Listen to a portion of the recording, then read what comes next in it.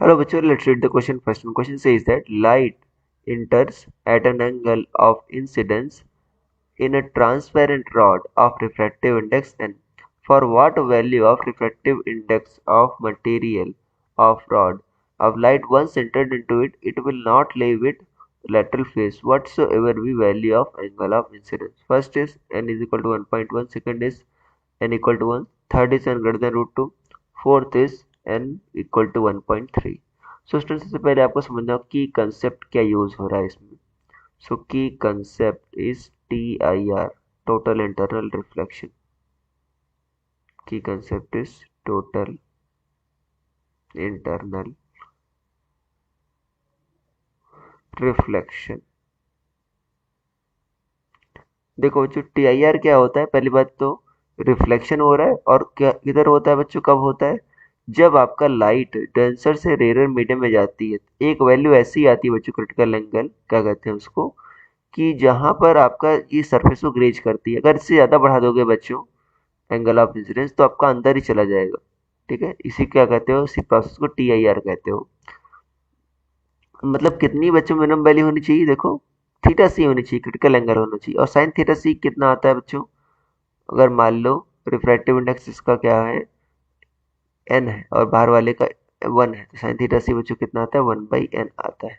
ये आता है n क्या है आपका, जो आपका डेंसर मीडियम का रिफ्रैक्टिव इंडेक्स, बाहर में एयर मान रहा हूँ, ये वैल्यू आती है. अब यहाँ पर देखो बच्चों, मान लो लाइट, ये आपका ऐसा सिस्टम दे रखा है. लाइट मान लो ये ऐसा आपका कोन टाइप का है, यहाँ पर ऐसे एंटर करती है.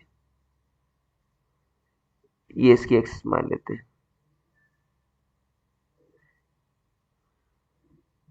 ऐसे एंटर करती है, मान लो किसी एंगल पर बच्चों ये एंटर की. कह रहा है बच्चों इसमें क्या हो, हमेशा TIR हो. देखो कभी लीव ना कर पाए लेटरल फेस, मतलब यहाँ पर लीव ना कर पाए. देखो ये बच्चों डेंसर मीडियम में रेयर मीडियम में ना जा पाए, मतलब यहाँ पर हमेशा TIR होना चाहिए. और TIR होने के लिए बच्चों का देखो, ठीक है ना, अगर यहाँ पर जो मिनिमम वैल्यू पॉसिबल है, यहाँ पर जो थीटा मिनिमम पॉसिबल है वो कितना हो जाए बच्चों आपका, वो अगर बड़ा हो जाए थीटा सी से, तो बच्चों आपका हमेशा TIR होगा, या क्रिटिकल केस में बराबर हो जाएगा. और यहाँ पर बच्चों मिनिमम कब होगा, जब सोचो ये वाला देखो, ये मान लो अगर थीटा है, ये क्या होगा बच्चों 90 माइनस थीटा होगा. तो जाहिर सी बात अगर ये बड़ा होगा बच्चों, ये आपका अगर ये अगर मान लो एंगल ये अल्फा मान लो, तो अल्फा बच्चों क्या है आपका 90 माइनस थीटा है. या थीटा क्या मान लो आप 90 माइनस अल्फा. तो बच्चों जितना अल्फा ज्यादा होगा उतना थीटा कम होगा. तो मैक्सिमम अल्फा होगा, थीटा मिनिमम होगा फिर. तो अल्फा अगर मैक्स है, थीटा क्या होगा मिनिमम होगा. और बच्चों अल्फा मैक्स कब होगा, जब यहाँ पर आपका बच्चों आपका स्नेल्स लॉ से क्या होता है, स्नेल्स लॉ क्या होता है, n1 sine i equal to n2 sine are.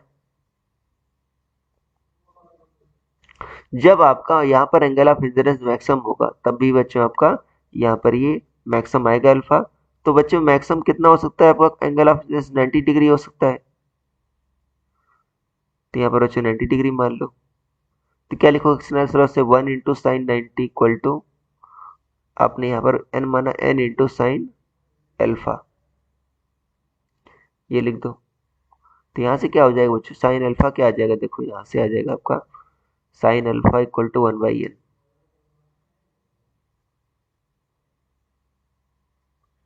ठीक है ना. और बच्चों यहाँ पर देखो अल्फा क्या आपका 90 माइनस थीटा है, तो मतलब कितने बराबर होना चाहिए, मैंने बताया ना, अल्फा क्या 90 माइनस थीटा, और मतलब थीटा क्या यहाँ पर थीटा सी है.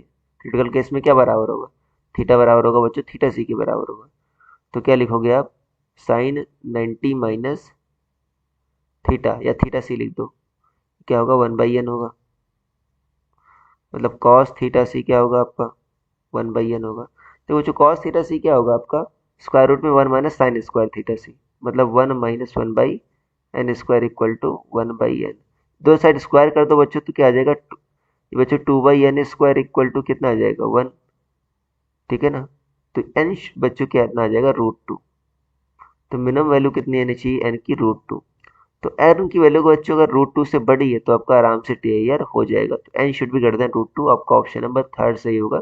Your final answer will be option number 2. I hope you understood it well. Best of luck.